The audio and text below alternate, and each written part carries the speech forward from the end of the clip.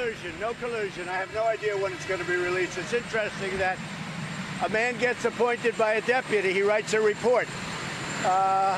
You know, never figured that one out. Man gets appointed by a deputy, he writes a report.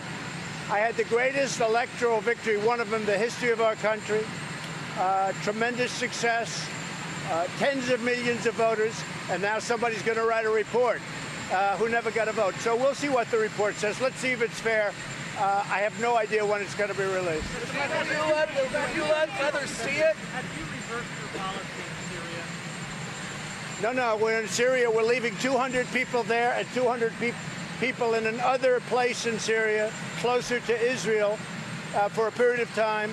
I brought this out for you because this is a map of everything in the red. This was on election night in 2016. Everything red is ISIS. When I took it over, it was a mess. Now, on the bottom, that's the exact same. There is no red. In fact, there's actually a tiny spot which will be gone by tonight. So that's ISIS, red right there. And the bottom one is how it is today. This just came out 20 minutes ago. So this is ISIS on election day, my election day, and this is ISIS now. So that's the way it goes. Mr. Public have a right to see the Mueller report? I don't mind. I mean, frankly, I told the House, if you want, let them see it. Again, I say, a deputy, because of the fact that the Attorney General didn't have the courage to do it himself, a deputy that's appointed appoints another man to write a report.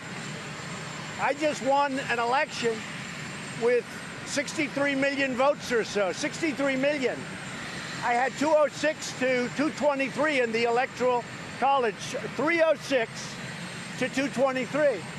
And I'm saying to myself, wait a minute, I just won one of the greatest elections of all time in the history of this country, and even you will admit that. And now I have somebody writing a report that never got a vote? It's called the Mueller report. So explain that, because my voters don't get it, and I don't get it. Now, at the same time, let it come out. Let people see it. That's up to the Attorney General. We have a very good Attorney General. He's a very highly respected man, and we'll see what happens. But it's sort of interesting that a man out of the blue just writes a report. I got 306 electoral votes against 223. That's a tremendous victory. I got 63 million more. I got 63 million votes. And now somebody just writes a report. I think it's ridiculous, but I want to see the report. And you know who want to see it? The tens of millions of people that love the fact that we have the greatest economy we've ever had. I'm going to Ohio right now. They were going to close the plant. It's where they make the tanks. It was going to be closed, and I stopped them from closing it. And now it's thriving and doing great. And the people of Ohio, they like Trump because I've done a great job in Ohio.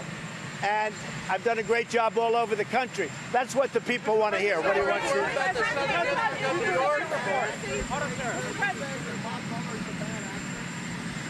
I know nothing about it. I know that he's conflicted, and I know that his best friend is Comey, who's a bad cop. And I know that there are other things, obviously. You know, I had a business transaction with him that I've reported many times that you people don't talk about. But I had a nasty business transaction with him and other things. I know that he put 13 highly conflicted and, you know, very angry, I call them angry Democrats in. So, you know, so what it is. Now, let's see whether or not it's legit. You know better than anybody, there's no collusion. There was no collusion, there was no obstruction, there was no nothing.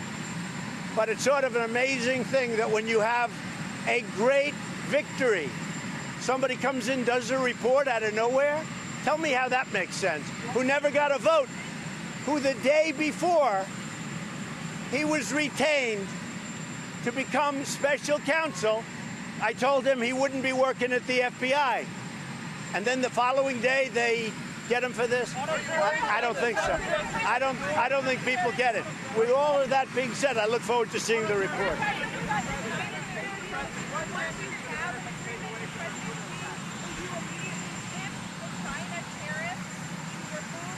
No, we're not talking about removing them. We're talking about leaving them and for a substantial period of time, because we have to make sure that if we do the deal with China, that China lives by the deal, because they've had a lot of problems living by certain deals, and we have to make sure. Now, no president has ever done what I've done with China.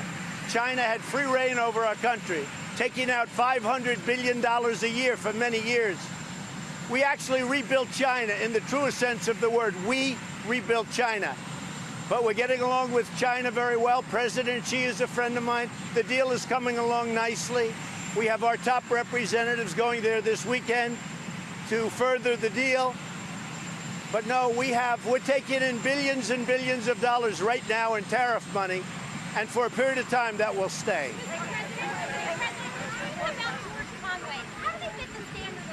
Well, I don't know him. I don't know him. He's a whack job. There's no question about it. But I really don't know him.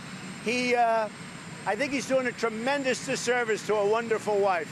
Kellyanne is a wonderful woman, and I call him Mr. Kellyanne. The fact is that he's doing a tremendous disservice to a wife and family. She's a wonderful woman.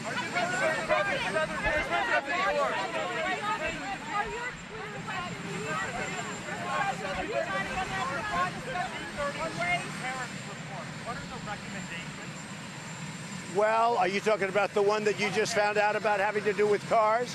No recommendation. It's up for review. And the European Union's been very tough in the United States for many years, but nobody talked about it. And so we're looking at something to combat it. Not only do they charge our companies, you look, it was $1.6 billion to Google, just happened yesterday, and a lot of other things, a lot of litigation. But I say the European Union has been as tough on the United States as China, just not as much money involved. We'll see what happens. We'll see whether or not they negotiate a deal. If they negotiate a deal, a fair deal, that's a different story.